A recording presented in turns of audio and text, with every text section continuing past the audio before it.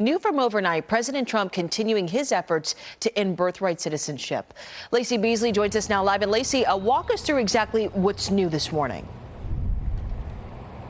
Hey, good morning, Carmen. Overnight, the Trump administration appealed a ruling from a federal judge out of Washington state that would temporarily block his executive order to end birthright citizenship.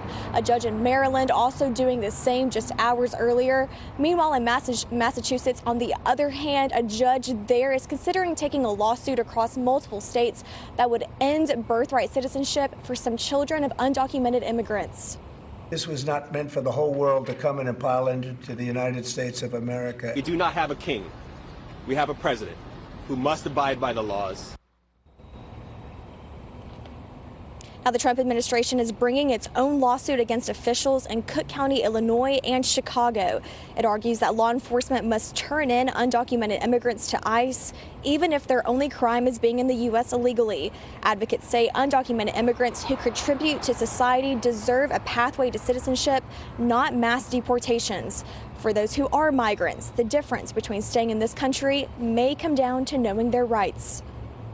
And so ICE is telling us right now that they have a focus on removing criminals from the United States. I think that's terrific.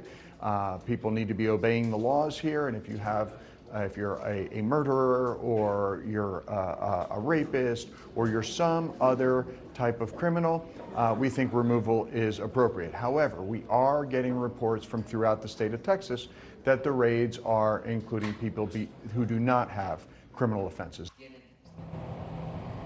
Last night, about 50 people came together at Medrano Middle School to learn more about their rights.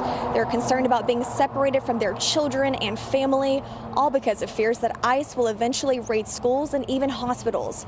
The panel included Dallas ISD and the Mexican Bar Association, just to name a few. As of now, there is no evidence of ICE raiding anywhere here in Fort Worth or any other areas across North Texas when it comes to those sensitive areas that includes schools, hospitals, and places of worship. Carmen, Madison.